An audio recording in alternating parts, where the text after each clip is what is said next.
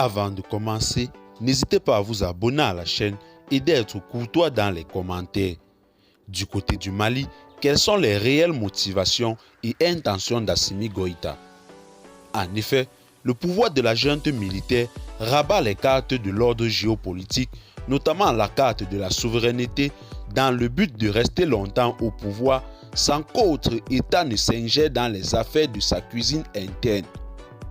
Cette prise du pouvoir par la force a été dénoncée par les organisations continentales, régionales et internationales. Elle fut par ailleurs sanctionnée par la CEDEAO, l'organisation ouest-africaine à laquelle le Mali est tributaire.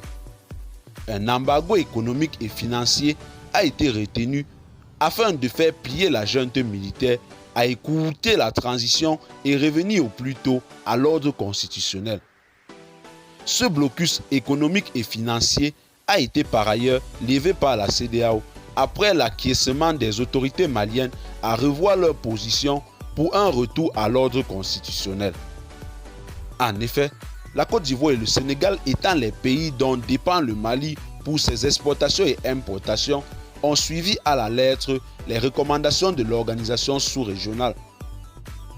La majorité des transactions macroéconomiques malienne passe essentiellement par les ports ivoiriens d'une part et d'autre part son automission en énergie électrique est soutenue par la Côte d'Ivoire. Le bras de fer entre les deux pays n'alimente pas seulement l'instabilité eu égard à l'avancée des djihadistes qui menacent la sous-région, mais a un impact immédiat sur les populations maliennes et burkinabées. Cette rivalité intensifie les divisions et de ce fait, il est encore plus difficile pour la CEDEAO et ses États membres d'élaborer une politique homogène au sujet du Mali. Aussi bien la Côte d'Ivoire que le Mali sont très désireux de mettre en avant des thèses contradictoires et controversées sur le caractère du conflit alors qu'il serait nécessaire de trouver des solutions diplomatiques. Ils se sont engagés dans une série de communications politico-militaires qui est en train de dériver vers un discours médiatique déclamatoire. Un pays qui dépend d'aide extérieure pour nourrir sa population n'est pas souverain.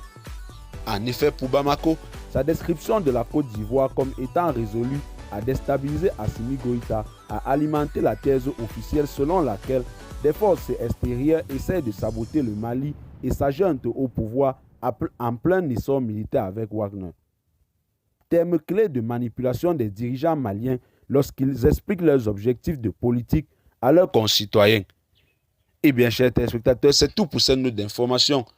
Que pensez-vous de cette tension qui se passe entre la Côte d'Ivoire et le Mali?